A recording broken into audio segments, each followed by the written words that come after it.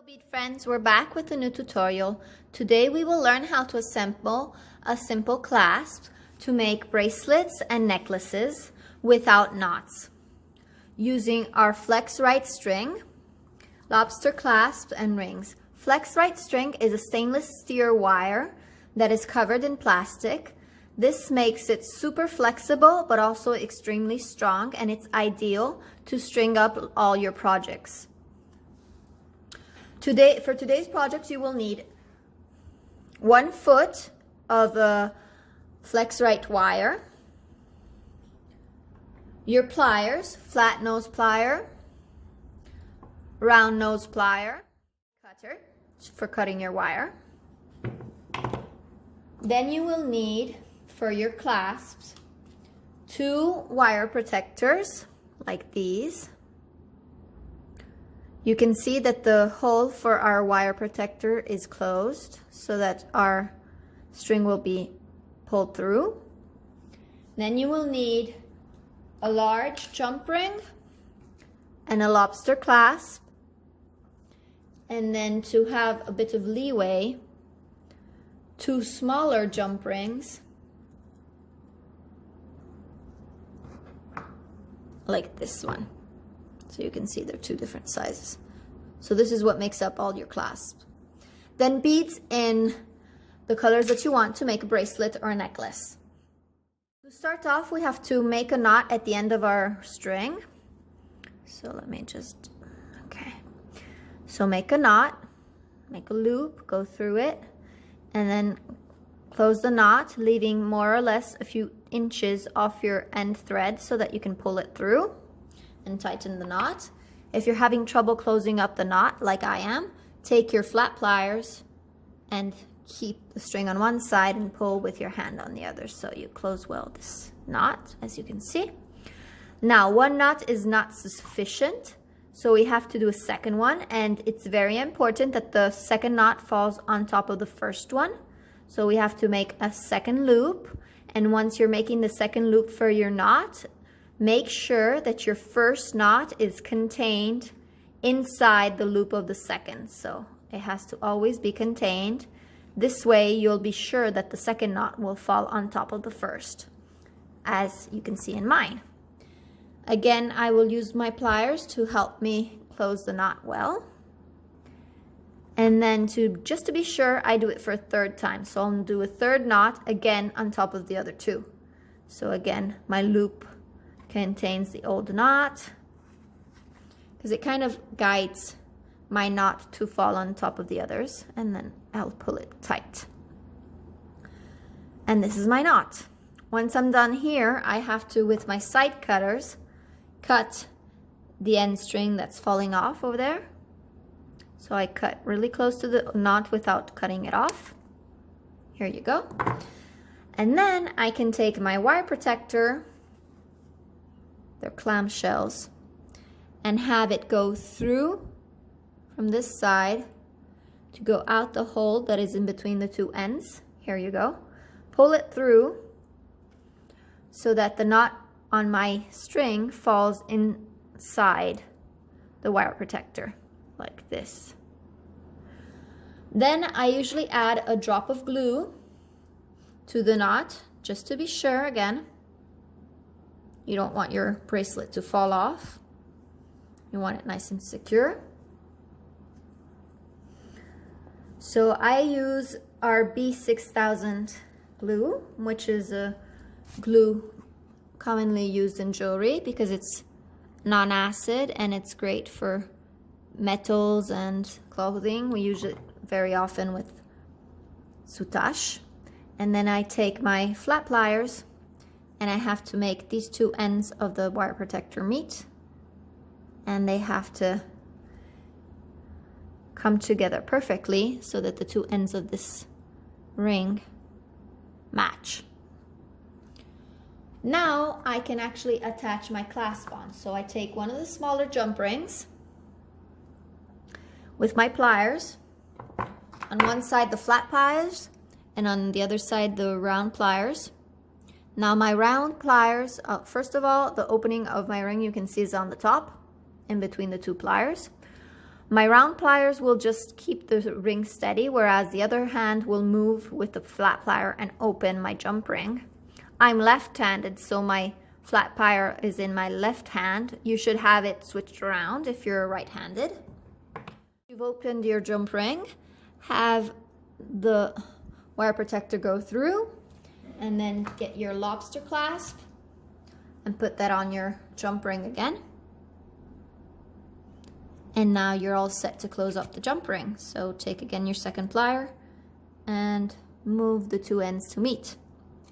If you have a bit of space between the two ends, you can take your flat plier and on both sides just squish. You have to control your force here because otherwise you mess up the jump ring, but with not a lot of force, just have them squish together like this. Okay, so this is my half of the clasp already on the string. Now we're ready to add beads. Something that I'm often asked about and is important when you're making bracelets is bracelets measurements.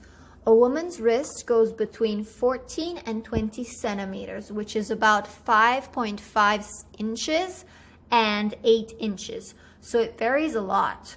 Usually what I do when I'm making a bracelet that I'm going to sell or that I don't know for who it is, I usually make a bracelet of about 16 centimeters, which is 6 inches about.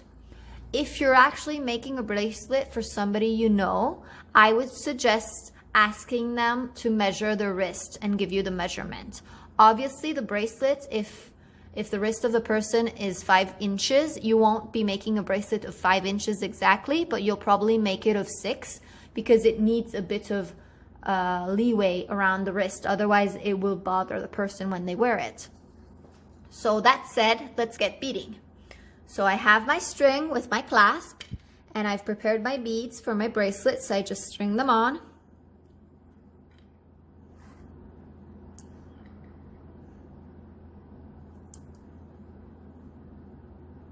This is the same kind of clasp, but you're supposed to put on a string, even if you were not making a necklace, but you were making, even if you were not making a bracelet, but you were making a necklace. So the same procedure goes for necklaces.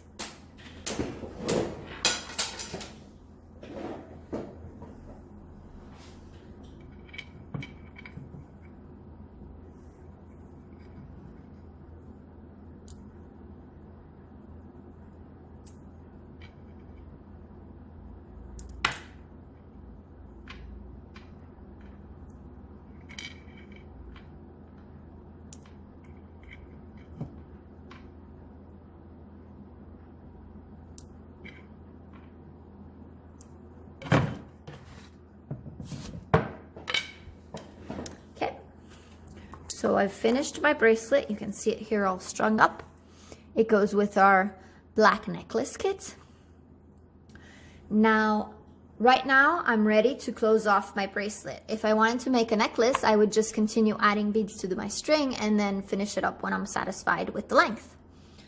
But to finish up this bracelet, I will need to close off the other end. So before, you remember that we made first a knot and then we placed the wire protector. This time, since it's the other way around, we will have to switch things up. So first we will put our wire protector and we will actually go through the hole towards the two rings like this. So in the opposite direction from before, and have it go down to stop against the last bead. So let me focus this so that you see it as well as possible. Here you go. Yeah. Now we want the second knot to be exactly inside this wire protector so that my bracelet is finished off correctly, because if I actually knot this way, then I'd leave some string behind and it wouldn't be pretty. So because this is so important, I actually open up my wire protectors more so that it's easier for me to get that knot exactly in that place. Usually I work with my string suspended so that my beads are pulling the string downward and I can see exactly where my knot has to end. I don't have the space here, but if you're doing it for the first time, I suggest you do that. Then you do a loop, and I keep the loop already against the wire protector, make sure that your string is in between these two ends, not on the side. Otherwise, you will get your wire protector knotted inside your knot. And then I just start pushing my knot towards the halfway of this. Here you go, first knot. We'll have to do a second one, and to get the second one on top of the first, you see how I cross the string right under it? This way, the first knot will be in the loop at all times and will help me guide the knot in place. So it will be easier to have the second knot on top of the first. Here you go, third knot. Now this isn't easy at all. It takes practice. So if you don't manage it the first time, don't get discouraged, keep trying. It is the most difficult part of all this project, so keep trying.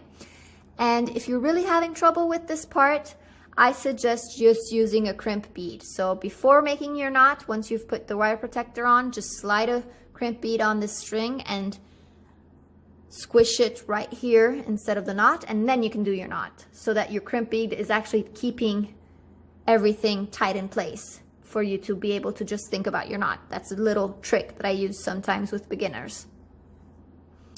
Now my knot is done and I'm ready to cut off this excess string. So I take my side cutters and I cut really close to the knot, as you can see. Here you go. And then once again, we'll need a drop of glue to glue it in place. I just like to put it, you don't need it, but I just like it to have some extra insurance on this bracelet. Okay, so glue, put it just on that knot,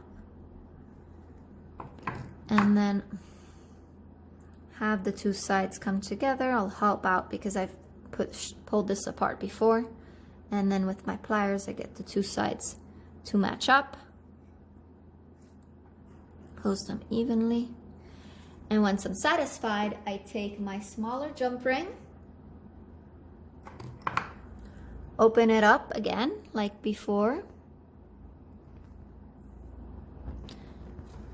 slide it on my wire ends, slide up the other jump ring, and then have the two ends meet again. Make sure it's well closed up. You don't want to lose your bracelet after all this work. And then you're done.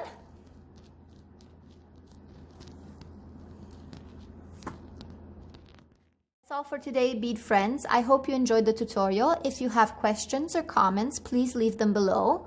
Also, please sign up to our channel by clicking the bell below so that you can always be up to date on any new tutorials that come out. Please like the video if you liked it, and follow us on social media. On Facebook, you can find us as Happy Bead La Fabbrica delle Perline, and on Instagram, you can find us as Happy Bead Milano. On our site, which is www.happybead.it, you will find all the kits. Here are the kits for the necklaces that I promised. As you can see, I've made them in an array of colors. All the necklaces measure 50 centimeters, so more or less 20 inches. If you want to make the necklace shorter, you can just take out some of the beads that are included in the kits, and then you can use them to make your earrings by following the tutorial before this one. I hope you enjoyed the tutorial. Take care until next time.